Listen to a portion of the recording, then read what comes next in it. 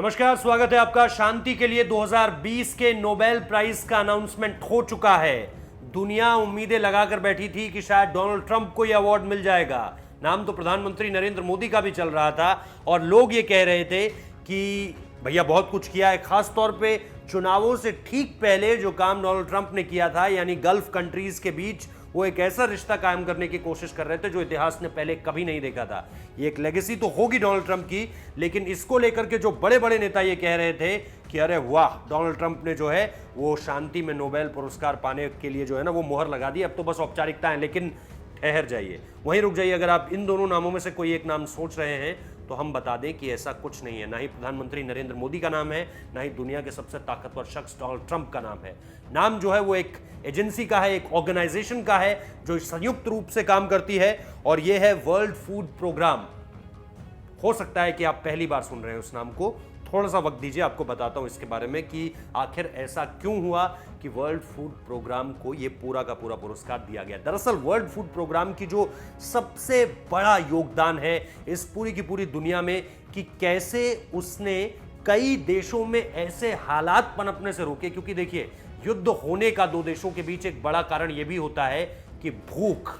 अगर लोग अगर फूड को लेकर, फूड सप्लाईज को लेकर अगर लगातार लोग भूखमरी से मर रहे हैं किसी जगह पे, और वजह उसकी चाहे वो इकोनॉमिकल क्रंच हो, चाहे वो लंबे समय से, जिसे हम कहते हैं कि खाना उपजा ना हो वहां पर, या लंबे समय से आपको पता हो कि आपकी जो फूड सप्लाई स्टोर्स हैं, जो चेन्स हैं, वहां पर खाना ही नहीं है, जो रॉ मटेरियल है वो ही नहीं है, या आपके खाद्य सुरक्षा भंडार जो है पूरी तरह से खाली पड़े हुए हैं। इसके अलावा अगर भूखमरी जैसी स्थिति आपके देश में है तो फिर वो देश जो है इस जंग की छोड़ में भी आ जाते हैं कि अब लगता है किसी पर कब्जा ही करना पड़ेगा या किसी से छीन कर ही खाना पड़ेगा।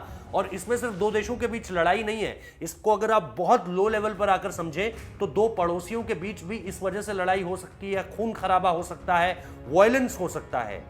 यही वजह है, इसी वायलेंस को रोका है वर्ल्ड फूड प्रोग्राम ने। और ये आज से नहीं है, ये दशकों की मेहनत है। और इसका जो आंकड़ा अब मैं आपको सुनाने जा रहा हूं वो बेहद दिलचस्प है, क्योंकि 2020 में इन्हें नोबेल पुरस्कार मिला है, लेकिन तकरीबन 10 करोड़ लोगों को सहायता पहुंचा चुके हैं ये। और साल 2019 में WFP ने 88 देशों में, और ये सिर्फ मैं पिछले साल का रिकॉर्ड आपको बता रहा हूं, साल 2019 में वर्ल्ड फूड प्रोग्राम ने 88 देशों में 10 करोड़ लोगों को सहायता पहुंचाने का काम किया।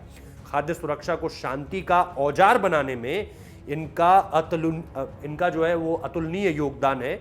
और इसके साथ साथ जो हम लगातार एक बात आपको बता रहे हैं कि किस तरह से 2019 हो या 2018 की स्थिति हो, जब इथियोपिया में इस तरह की चीज़ें चल रही थी कि वहाँ पर जो है वो चीज़ें फूड्स को लेकर बहुत ज़्यादा सुरक्षित नहीं थी, बहुत ज़्यादा कंप्लीट नहीं थी, तो वहाँ पर भी मदद पहुँचाई गई। और ऐसे लगातार उदाहरण निकलकर सामने आ रहे हैं जिसमें वर्ल्ड फूड प्रोग्राम की वजह से न सिर्फ दो देशों के बीच जंग रुकी है, बल्कि बहुत कॉमन से कॉमन सिचुएशन भी अगर आप इसमें मर्ज करें ना तो आप समझ पाएंगे कि कैसे खाने की आपूर्ति पूरी करने के बाद या फूड की सिक्योरिटी रहते हुए चीज़ें हर जगह बहुत ज़्यादा नॉर्मल रखने की कोशिश की वर्ल्ड फूड प्रोग्राम ने, जिसने कई लोगों की ज़िंदगियां बचाई हैं, कई लोगों को भूखमरी से बचाया है। और ऐसे न जाने कितने ऐसे काम किए जो हम नोटिस नहीं करते, लेकिन जब हम आंकड़ों पर जाते हैं, जब हम किसी के एफर्ट्स को देखते हैं तो पता चलता है कि अरे 10 करोड़ लोगों को मदद पहुंचा दी। 10 करोड़ लोग में से अगर आप सोचिए कि 1 लाख लोग भी भूखमरी की वजह से बच गए हों, 10 करोड़ अपने आप में बहुत बड़ा नंबर है, लेकिन अगर इनकी वजह से 1 लाख लोगों की भी जान बच गई हो, कम सैंपल में अगर मैं बात करूं, तो फिर सोचिए कि इनको इसलिए नोबेल पुरस्कार आज दिया गया है क्योंकि सिर्फ 1 साल में इन्होंने 1 लाख लोगों की मौत बचाई। इस तरह से समझिए। तो वर्ल्ड फूड प्रोग्राम के बारे में अब आप और ज्यादा सुनेंगे, लगातार इनके बारे में खबरें आएंगी। फिलहाल यही इस वक्त की बड़ी खबर है कि 2020 का नोबेल प्राइज शांति में वर्ल्ड फूड प्रोग्राम को दिया गया है। बहुत बहुत शुक्रिया।